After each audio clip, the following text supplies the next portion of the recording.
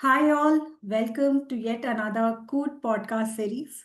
Here, we normally feature many tech leaders, Gen AI leaders, AI leaders. Today, we have a very special guest with us, Miss Anjana from Schneider.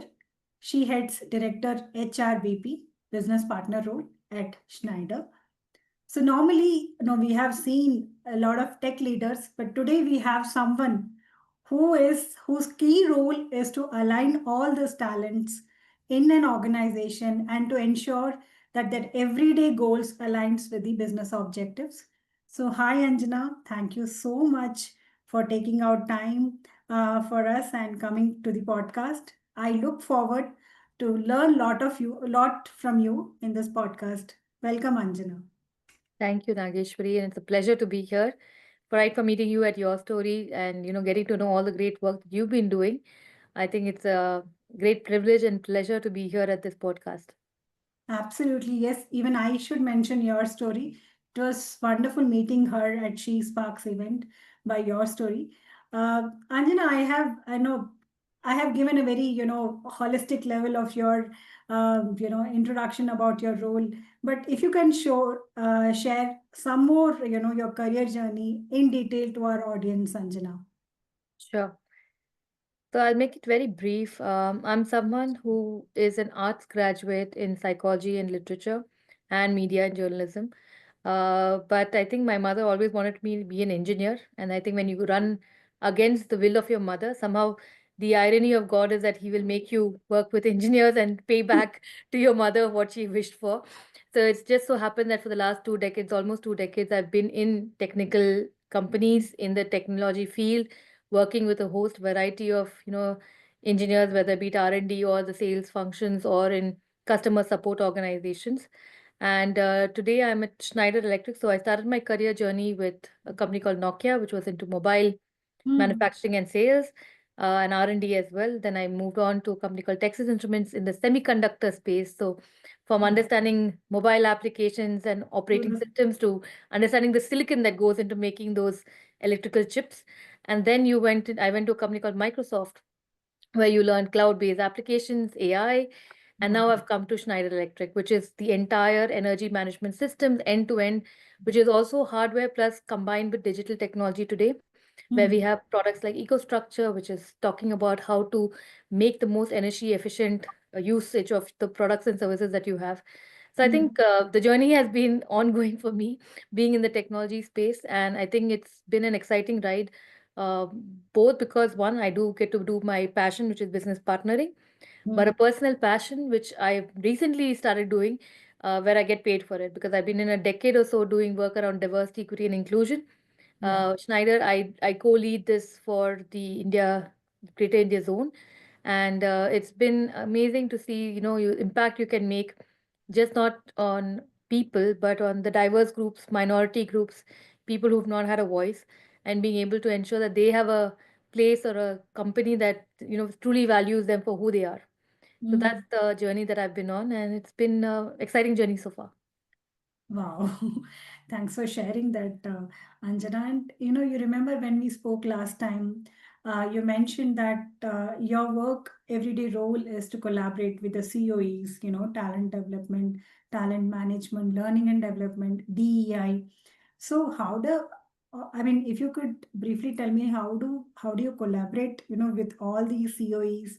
How does the everyday life look like, and how do you ensure? Most importantly, I just wanted to check this with you.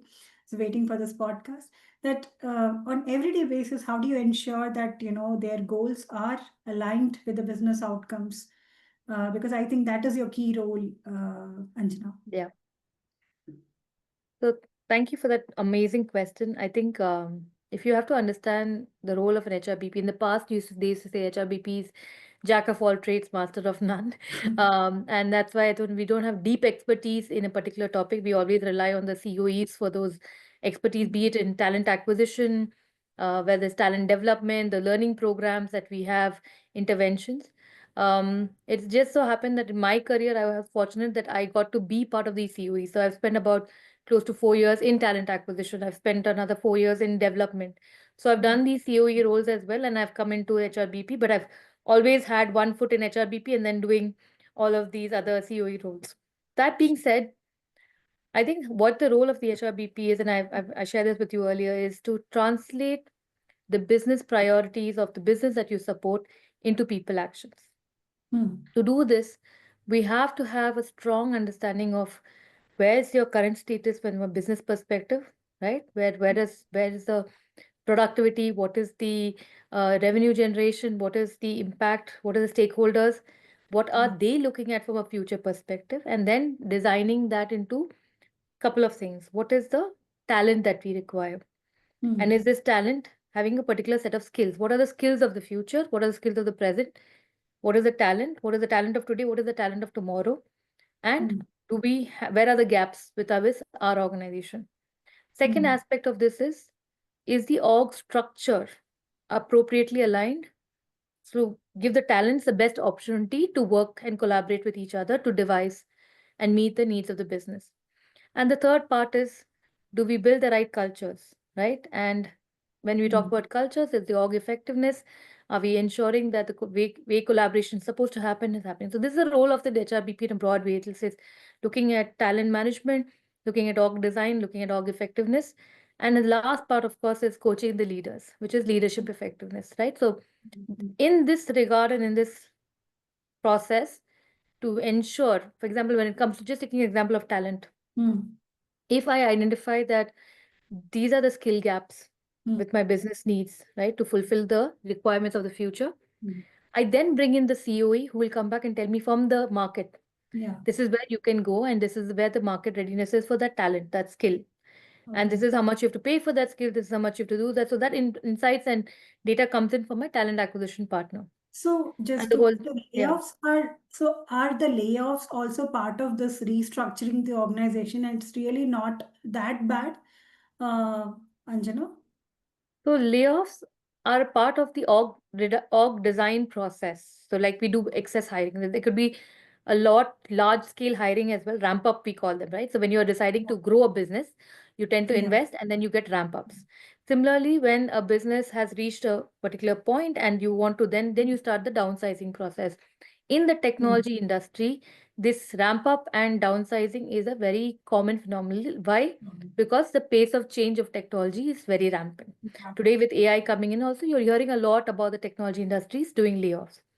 Yeah. Layoffs, when it's large scale, it's of course with the large advancement of technology. Sometimes it's just not very large scale. It could be smaller numbers, 4 to 5 or 1 to 2, when the role gets redundant or a role efficiency. For example, in some companies, they also look at, hey, can we remove the role from this country and optimize in a lower cost parity country for making it Hmm. cost effective Hmm. for us as a business. So there are multiple models due to which downsizing or layoffs can happen in any particular country or company. In the technology industry, it's a lot more rampant because of the pace of change of technology, right? And Yes. the quick ramp up, and both happen, by the way. There's a quick, suddenly there's a new Hmm. technology, you suddenly Hmm. see investments in that, there'll be a ramp up.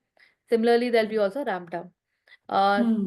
so yes, managing these redundancies, process of it, designing is part of the org design process for any HR person to work with the business and partner. And it's not Sure. just about layoffs, it's about redeployment of resources as well. Tomorrow, Hmm. and I can give you an example. Today, Yeah. we would discover that AI coming in, you can automate certain processes. So Hmm. then by automation, you are saving certain headcounts, say 2 headcounts. How Yeah. do I then pick 2 people from that team, which may be, getting that headcount coming down, and Hmm. redeploy them, retrain them on certain other processes, and then send them to another team so Hmm. that we don't lose the headcount and we can Okay. repurpose them. That is also Oh, part of HRBP role, to ensure that we are not losing headcount just using for the the sake talent. of downsizing. We are also able to redeploy them, retrain them, and Hmm. ensure that we are using them to the maximum capacity as well for their benefit as well as ours. So layoff is the last option, right? You try to. Layoff is usually the last option any company wants to adopt. It's Hmm. not something that any company wants to do firsthand. But yes, Hmm. being in the sector, I've pretty much seen it in every company that I was part of, that Hmm. this is the way of life. But Sure. that being said, I know almost everyone that I was, in touch with, even after post the layoffs that we were part of the conversation, they all found jobs, they all found Yeah. redeployments, or they found a larger purpose in life to which they wanted to work. So it is never something that I would say is a stigma, at least not in India. Because Mm. fortunately or not, in India, there are a number of technical jobs are still very, very much a large scale Yeah. business. Yeah, Mm. so people And do we keep find jobs. seeing it as growing, Anjana. I Yes, keep we are a seeing. growing nation from that Yeah. perspective. Yeah, yeah, well said, Anjana. Now, again, one more question related to COE. You mentioned very interesting word that, COEs of, let's say talent development or talent management, learning development, they are the custodians of the process, whereas your role is more like a custodian of a business. Now, how do you manage this partnership on everyday basis? For instance, I'll share one of the similar HR leaders. They said that we keep hearing this feedback from the leaders that when a goal is set, please tell to your team that they need to open up and tell radically and logically with the facts and figures that yes, this is doable or not doable. At the same time, there's a reverse mentoring happening. So these are some of the instances that we've been hearing. So have you come across such? Because I'm sure you have to align between two spectrums of the workforce. So if you can throw some light on that, Anjana. Actually, I've seen when things are in conflict, I will not deny that in other many across my career I have seen. But let me more concentrate on when I've seen it work seamlessly and beautifully. I think when the COE partners and the business partners are aligned, because I think there's no such thing in my head that that while the business partner speaks on behalf of the business, the Mm, COE partner who understands the business also is the one that makes a beautiful partnership, right? Because then they get it. So there's no, mm, and I'll tell you how it works. So, for example, tomorrow, I sit in on a review with my COE partner for talent acquisition, and we talk about the business. But I also expect that COE partner to work equally with my business stakeholders. mm, They should be talking to the business leaders as much as me because they have to understand the business to be able to support the business a better. Some of that understanding I could give, some of the understanding that our business partners can give, but also the leaders that they work with, right? And mm, then the expectation of the talent mapping and so I think when you work as one, so this whole thing of you're a COE, I'm an HR business partner, we are one HR, and mm, we front end with the business as one. Of course, I will have deeper knowledge and insights about what action. For example, I'm doing an org designing exercise, and I mm, know that this particular business is going to come from this region into Bangalore, mm, and so the mm. Bangalore team needs to ramp up to be able to get that additional business. Yeah. Taking that knowledge to the COE partner and working on that, hey, this is what we're looking, and then doing joint meetings with the business so that we don't lose translation in terms of communication about what this Mm, transition means, what is it going to have the impact tomorrow in front of the external candidates. These COE partners are the ones from a talent acquisition perspective that speak the language of what the business expects. So they should mm, also know that language directly from the business leaders' conversations. But ensuring that these communications, these meetings, these interactions are happening and we're getting the right support at all times, that's where the HR business partner comes in to ensure that it's an effective model. mm. Where I've seen this go wrong is where the HR business partner, often sometimes I've heard or witnessed that this is my business, only I will talk to the leader, you will not talk. And Okay. then it becomes a very territorial game, which is not effective in making the model work. The Okay. So, model works beautifully of a COE plus an HR business partnership when mm, everyone has the same opportunity to interact with the business, gain insights. Of mm. course, one brings in an SME knowledge expertise, the other brings in the processes, and the other brings in the more business mindset, right? Yeah. Talking about what is the leader's expectations and all of that. And that's how it make the partnership work. Got it. Got no, wonderfully put that, the HRBP should take everyone, along with them as a system. Wonderfully put, Anjana. Now, shifting the gears, let's talk about inclusions, right? And I have seen so many of your LinkedIn posts about inclusion. So, how far it is true on the ground? Is it just on policies, Anjana? And let's take gender, diversity as the case. So, at what level do you see the gap? Women leaders, and how do you feel that such gaps can be filled, Anjana? Yeah. Thank you. So I'll take the first question in terms of inclusion. Is it just lip service or is it something that people really believe in? And I think more than people, I think it starts with the fundamental of human rights, right? And I think Schneider is somewhere is a place where I've really seen that it matters truly at the grassroots level of saying that we want to become the most sustainable and Hmm. energy efficient company in the world, providing energy efficiency to every person on the planet. So it's literally, by definition, our mission is tied into making sure that everyone can live their truest selves. And that results from a United Nations perspective as well. When they talk about becoming truly sustainable as a planet, they talk about all diverse groups, all human beings having equality and rights and the freedom of, choosing how they work, where they work with dignity and living a life of dignity. All of this translates to our company believing in values. And this is how I think inclusion should always work, right? You truly have to believe it's the right thing to do and it has a business impact. And I think there's a lot of data and research that has gone on to show that when you are truly inclusive and you celebrate diversity, Hmm. whether it's a country like India that does it Yeah. beautifully, or whether it's a company that has invested in this in the past, like companies like Microsoft, which I've been part of and I've witnessed this happening, Hmm. you truly see a change in the bottom line of the company, right? The revenues start increasing, there's more innovation, there's more collaboration. All of those things signify that truly investing in diversity and inclusion and helping people feel like they can be their authentic selves and live their life in a way that truly benefits everyone is something that I think we should all strive for. Anjana, are you there?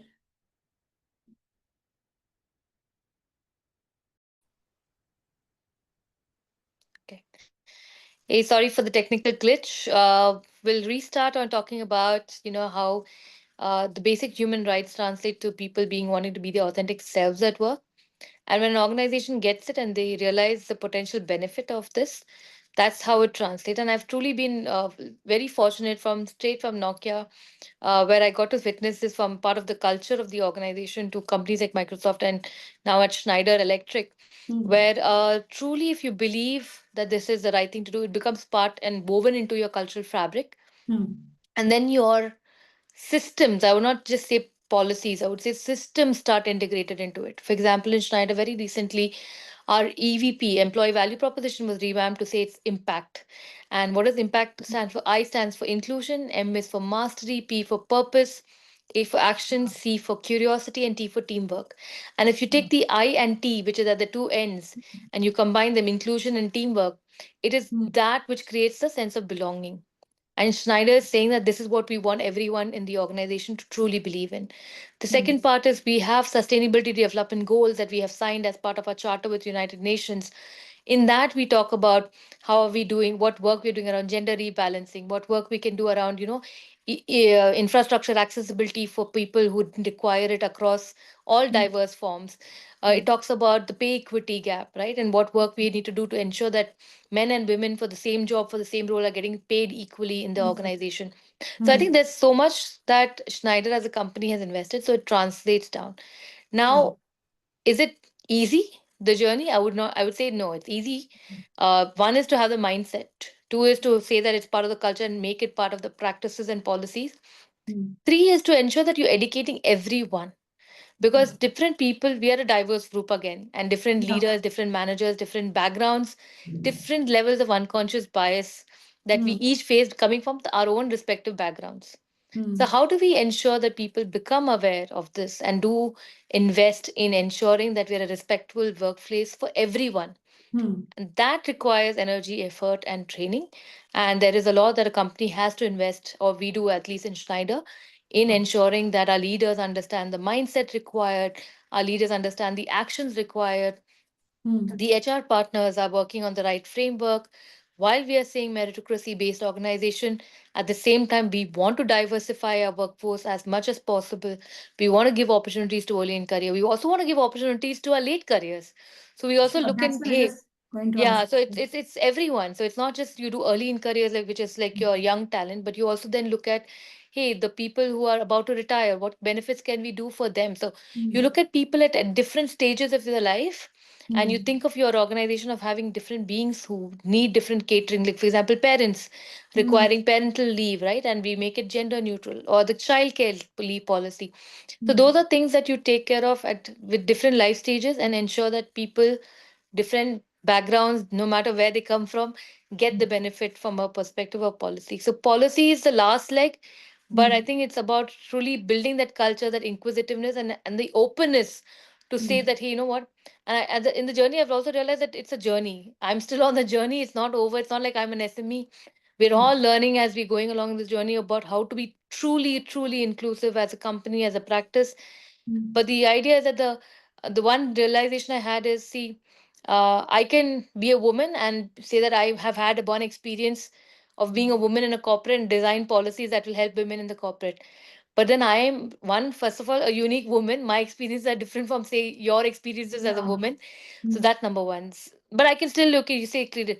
But then my experiences as a woman is different from someone, say, from the persons with disability background, or someone who is not from the heterosexual community but are from the LGBTQI community. And so how do you ensure that you can bring their voices to the table? And the only way you can do that is by creating the environment where they can come in, they can start working, and they can feel free to speak up. So that's the other part of DNI that we do in terms of ensuring that, hey, you have the policies, culture, practice, company rules, regulations, but truly living those values so that people sustain.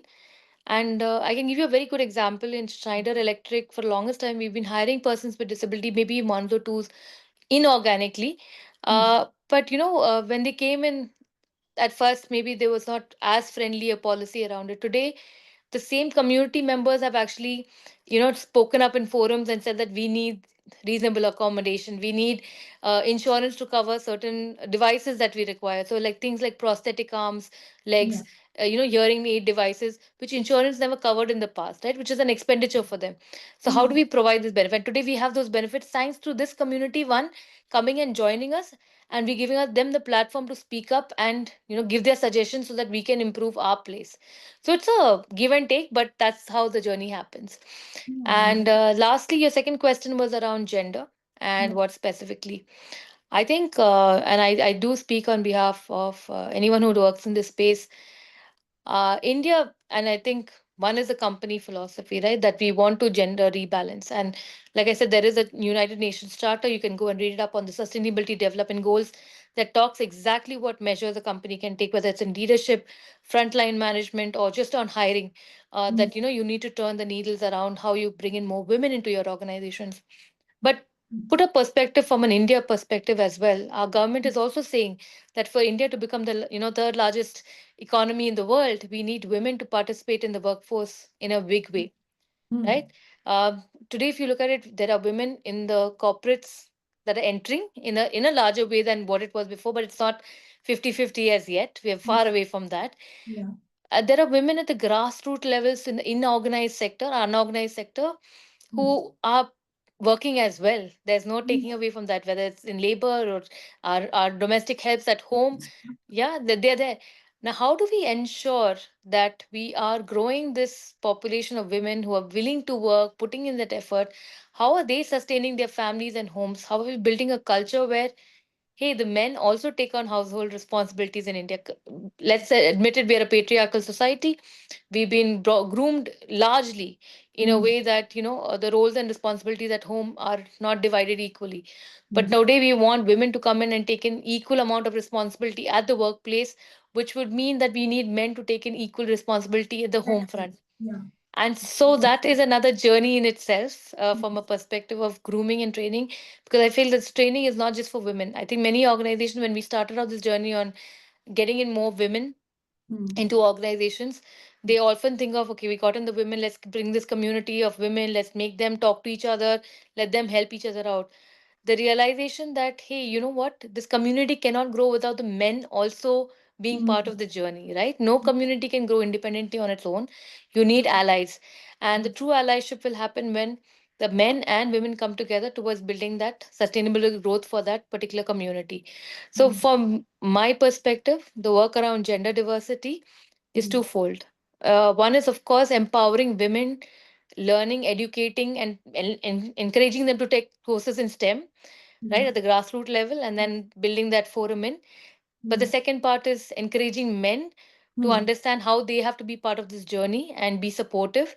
At the same time, how do we ensure that we're creating an rural society in the long run? Because that is a larger impact which we expect to have. But it's easier said than done. I have had forums and conversations where, because of our unconscious bias, because of our upbringings, the what Mm. we have faced in our homes, the mindsets are very rigid. But that's not so, by the way, for the younger generation, the Gen Zs Yeah, or Jen. the women who have come in who have watched their mothers work. Yeah. They have a different mindset, and Mm. so they're like, "What are you talking about?" When it comes to these equalities, it's already there. So Yeah. it will change. I think the models are changing. I remember doing these different age group based workshops for women, where we interacted with them to understand what the challenges faced. Interestingly, the women of, say, senior leadership and management, they talked about harassment, they talked about not having, toilets, maternity leave, a lot of issues which, when you went down to the younger generation that come, they're like, what are you even talking about? Why do we have to justify that? Why is a woman in the workplace? It's a given. Mm. So, and then you had the women who are in the middle management, who for them it was more about, what, I'm going to the life stage of marriage and babies, and how do I sustain my career? I honestly don't know what's the model or the magic to make it happen.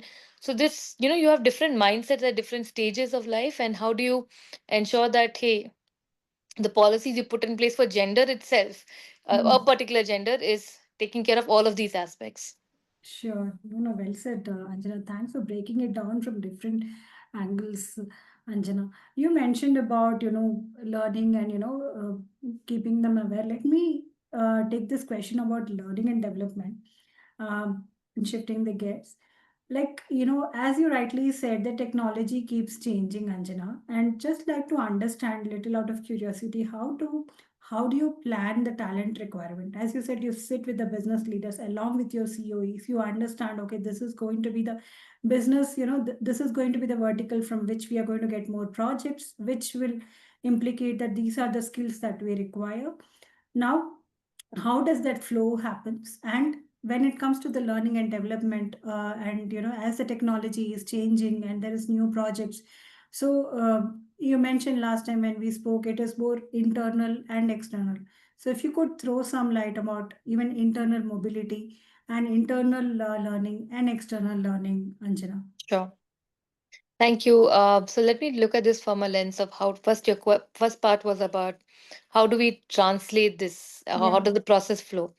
So very Yeah. simple. As a business partner, you sit down with your leader and you have strategic talent discussions. I call it, you Mm. can call it a strategic meeting around talent or whatever, but you have Mm. to get to that level of understanding of, hey, this is what we have currently in terms of skill sets.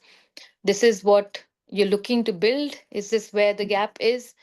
And bases your observations of the business as well, so you'll have to have an opinion given Okay. your observations. For example, I was recently in one of the business partnering groups I was working with. I know observed that the customer centricity was lacking. So Okay. then this is an organization that needs to have that. So how do we build deeper customer centricity, right? So, Okay. and as a skill, and in another organization it was about tough customer handling. Like, we saw a lot of escalations coming up because Okay. the ability of the persons or the categories of employees to handle tougher situations, right? Not the regular, the run of the mill, that was happening smooth. But when it became an escalation that was very tough in nature and everything, then the escalation started getting heavier. You see Mm. the number of case loads, and that's how you translate that, and you have a conversation with the leader and understand, okay, this is what we see the gap, and then how do we go and bridge that. Then Mm. you'd work with your learning partners and you bring in the right COEs to say that, okay, I have this particular issue with this particular group. Mm. This is a skill gap that we've identified, and how do we bridge that? So it translates from there. Sometimes it comes globally. In a large techno MNC, there could be a global level reskilling that's been initiative. Sometimes it could be something that you design yourself, right? Mm. The basics, this is at a very small level. I would, at large scale, one of the Mm. ways I've also seen it being implemented and done is you get every employee and manager to assess. So first you have to design the skill competency metrics. What we call is, for every role, these are the set of skills that require and the proficiency levels that with these skills have to be. And then Okay. you get the employees and the managers to assess themselves. You get the rate, you do your own on a scale of 5, what is your proficiency level, and then you get your skill gap metrics. So that's on a larger process level, that if you have to drive a skill competency Mm. mapping exercise, that is one exercise you do it. And based on that gap to the needed skill sets, you can Yeah. actually then design your learning interventions and programs as well. So that's on a larger scale, right? Some Yeah. smaller scale activities is what I told earlier. Mm. So that's how we translate this. And I forgot your second part of the question, which So was the learning and development aspects, Anjana, last time when we spoke, you said we have our own internal setup for learning and development. And when it comes to the freshers and ramp up, as you mentioned, are you also collaborating with colleges, universities, or any the institutions which are Mhm. giving certifications to the students on specific skill sets like data analytics or AI or cyber security? So how is that working out in Schneider? Sure. So we do have a very large pool of students that we take in who are freshers. So Last year, I how think we much? had close to Sorry to how much? What is the scale in a year? in last year we hired close to 700 what we call graduate engineering trainees and DTs, diploma Okay. engineering trainees. We also hire very largely from ITI institutes Wow. that train for our shop floor. So we have the whole manufacturing. We have close to 31 manufacturing units in India. Mm. So we do deploy people into the manufacturing units. We do on the shop floor. Then we have sales, we have R&D, we have the whole IT wing of Schneider, which supports not just India but global. We have global functions like finance, marketing, HR, which are again not just for India but are globally supporting the rest of Schneider worldwide. So all of these ensure, sorry for that, all of Mm. these ensure that we kind of have a large base. We're a as an organization, we have close to 17,000 employees in India. So Yeah. we do continue to invest in early in career through our graduate engineering program, management trainee program as well. Mm. And I think, yes, we do have a corpus to corporate transition. We have Mm. a university acceleration program. We have multiple different learning interventions, projects, strategic projects that these people, whether when they're at the intern stage or whether they're at the management training stage, that they take part in. Some of these programs also have rotations in them. So they rotate to different departments and BUs so that their acceleration and growth happens faster. So a company from a learning and development standpoint can and see this early in career as a strategic talent group can Mm. invest in that very early on and devise certain programs and processes that ensure that they have a quicker ramp up. And I can just quote Unilever as one company that has always believed in the university program and gotten in talents and given them rotations, and it's very structured. Mm. I was also in Nokia where I was running the management training program. Again, a very structured process of 2 years where they sort of did their rotations across marketing, sales, different geographies, and then Mm. became holistically developed. And then, based on assessment centers and profiling, you kind of deployed them to the right role at the end Rules. of it. So, uh, it is a necessary art that you have to invest in. But yes, bringing in talent and training them from a grassroots level is a benefit because you could then ensure that people are trained in your culture right from get go. Mm. They learn the right processes, tools, and you're able to mold them a little bit better and faster. True, true, Anjana. Thanks for sharing that. Now, you pointed out culture rightly, Anjana. So, how do you ensure, the balance of, culture value, how when it is cascading, from the top level to the line managers, how do you ensure that flow happening? For instance, in some of the organizations, the HRs, BPs even encourage the leaders to take Instagram videos wherein which they are posing how they are dealing with the real time situations with the prompt and patience, and this is what is shared in their org media and to the line managers, and they are following. So any such interesting examples, Anjana, if you can share. To me, culture is something that is lived, right? And it can only be lived and shared. Of course, you can build the right culture, and there's a lot of work that goes into that. I learned this in a couple of years ago that when you want to go about setting a culture from scratch, you have to look at a couple of things. One is the symbols, right? What are the symbols around? What are the signages around that tell you about the culture of the place? What Mm. are the situations and the actions, right? So when the learned behaviors that come across when certain situations are placed, and I can give you an example. Yeah. When I was in this company and there was an event happening, a very large scale event for which the vendor was an external vendor that we were working with. But the external vendor that came in, Mm. unfortunately, and this was just the day before the event was going live, in person Sure. event, the vendor ended up misbehaving or throwing tantrums. Oh. And as an organization, as a call, forget asking anybody. The owner of the program was not a very senior person, was actually a junior HR person. But just by seeing that behavior, took a call then and there. I'm sorry, but you will not be able to work with us because this is against the culture and values. When you see something like this and you see it being taken in such a, like, not even a high authority, it was not even like a senior person, you're a junior person is empowered to say that this is against my culture and values in the organization and you will not, taking a decision on a program that's going to happen the next day, the person is a speaker of the program, and to say that no, this is not happening. I think that goes to show a lot of us who are witness to that event and activity, what the culture and ethos of the company is, right? So the learned behaviors and actions that you see, what a leader, what a person, what your colleague says and does in a matter or a moment of when there is Mm, something wrong, that talks about the culture. And the last part is storytelling. mm, Culture can always be passed on by storytelling. We often miss this power of storytelling. And the more you can use leaders, I think exactly like you said, those examples that were quoted, using mm, your leaders to tell the stories, talk about a time when they were mm, supported, talk about a time when they felt. So when I talked about the impact values, for example, that mm, was shared, right? This is a new EVP that we launched. The one of mm, the ways that we went about, impacting everyone to understand what impact means is by getting people from the organization to come and talk about stories. For example, talk about a time when you felt included, talk about a time when you saw teamwork, talk about a time when you felt you were mastery about, on a subject. And I mm, think that is when people can learn, reflect from others, learn behaviors, listen to the experience examples, and then that comes to place. So culture has storytelling, it has signs, symbols, the simple artwork that keep in your, what posters are displayed. You may mm, not realize it, but unconsciously we are seeing that day in and day out, and mm. that also does help us translate and imbibe that culture, and of course the situations and the actions that come out. Sure, sure. Wonderful, Anjana. Now, as again, I think I'm asking the same question with a different angle. Technology keeps changing, and let's say that you get a call from the global team. Now, how do you prioritize capability building versus just the team expansion, Anjana?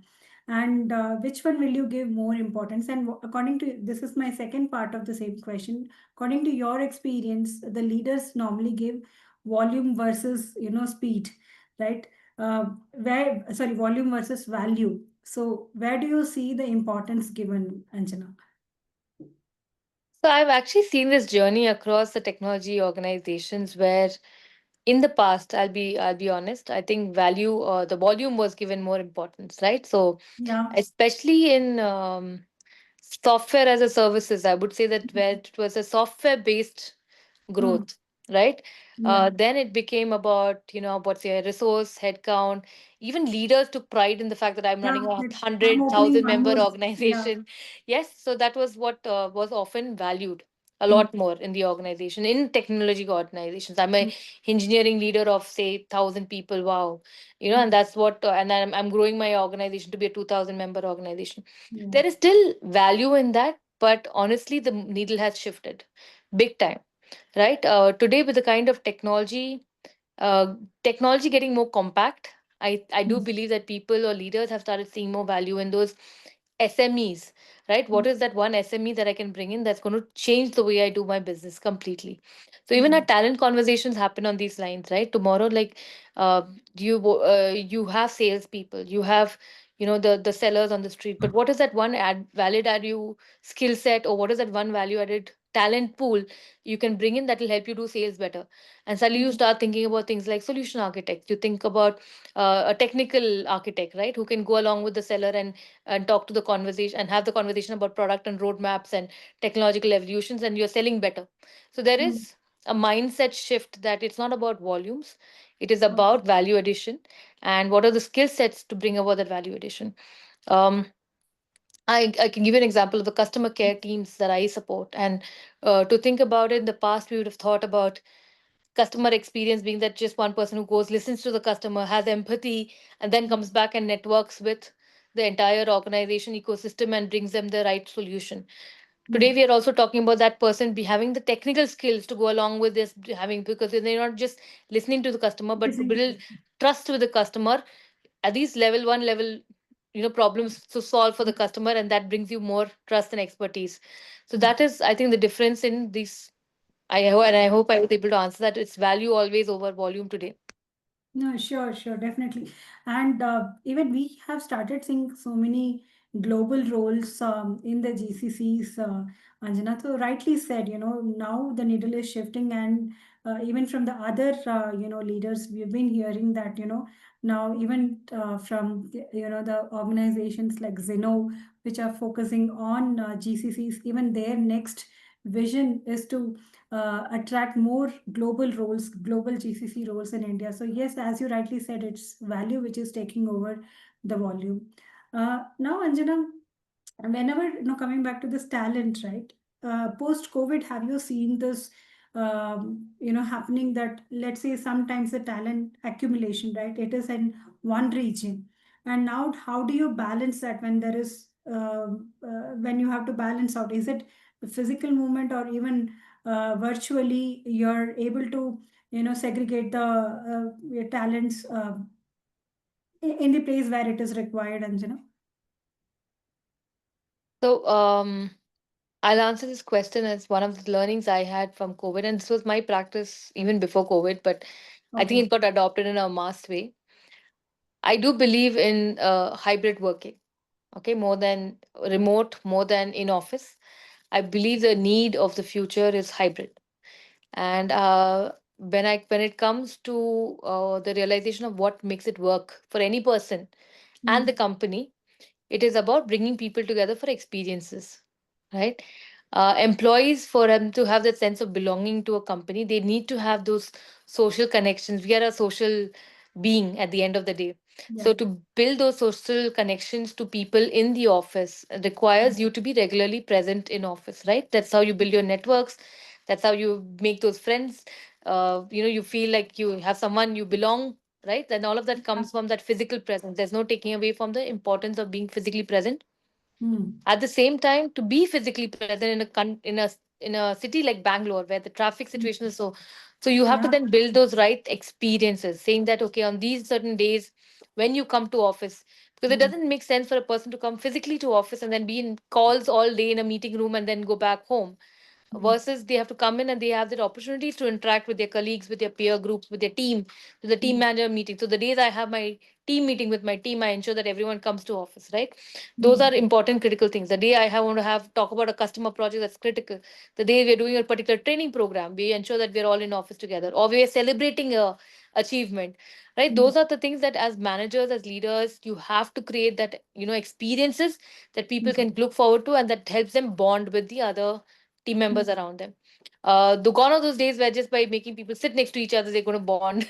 You'll have to that people don't see value in that anymore. That's a realization of COVID. People are they're seeing value in what can I work, how can I collaborate. So even putting in projects like Mm. platforms where you can do projects where people have to cross-functionally collaborate, so they have to come together to do that.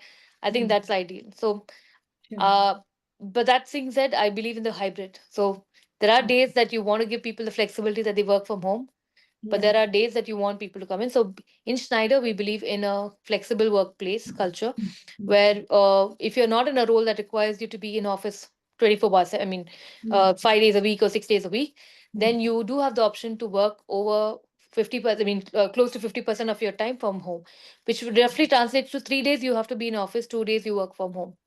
So Got it. that's the policy that we adopt.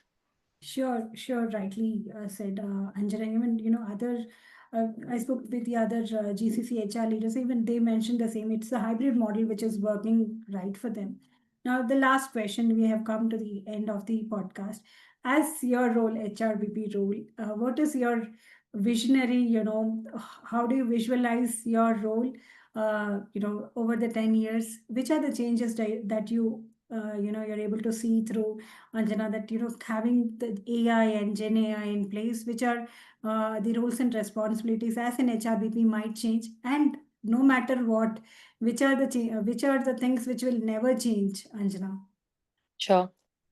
Yeah, it's been an interesting journey. And as you asked me this question, it made me reflect that, uh, when I started out as an HRBP, initially my role was quite operational. Mm, because you basically had employees reaching out to you for policies, queries around, hey, mm, what is the leave, policy, what is this benefit, what is that, okay, mm. I want to go on a sabbatical, what do I do, and all of those aspects. A Yes. lot of that today has gotten operationalized and AI related. There's a chat GPT bot, Mm, and there are a lot of AI engines that take care of this. The second part, which was part of the HRBP role, was understanding employee mm, engagement, sentiments, being a champion for them. And mm. that also, there is an AI bot today that can actually check in on you, see the sentiment, and give you sentiment analysis. Sure. So, and then you had a part of your role, so the employee championing, your employee operations is all sort of automated today, right, to a large extent, and you have Yeah. back-end operations as well as AI bots that are taking over this particular aspect of your role. The Mm, third part, which we started doing, was then looking at leadership effectiveness. mm. Today, I would say AI is still in the nascent phase, but I do have a AI coach myself. Okay, so Oh. Nadia is someone who coaches me on Mm, my leadership, and tomorrow, if I don't see I don't see the distant future. It's not too distant when mm, the AI is able to come in and coach leaders on how can they be more effective, mm, how can they do things differently. They do role plays with you, and mm. they help you simulate what your performance conversation with another individual in your team is going to be like. So it's Yeah. already happening. It's Yeah. not scalable right now, but it is something that can definitely come in the future.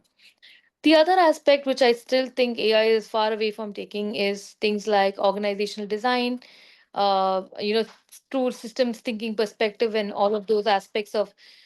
Because I think it still requires AI to invest a lot more time, just like we have over years, as HR business partners, understanding the business, Mm, doing, I would say, shadows with the mm, business leaders and shadowing with your employees, understanding the roles that are there in place and being able to translate that into then strategic talent plans. I think HR themselves, many HRBPs today are still trying to figure out this piece, right, for themselves and how to get nascent and niche in this. I think AI will take a little bit more time to figure it out. We ourselves have to figure that out to be do oh, it correctly. Yeah. sure. Sure, Anjana. Thank you so much. A lot of insights, and I really loved this podcast. Uh, Thanks again, and I look forward to be in touch with you. And maybe for a specific workshop, I would like to invite you again in our podcast series, Anjana. Sure, Nageshwari, it was a pleasure talking to you as well, and thank you for the opportunity. Sure. Take care. I'll just pause the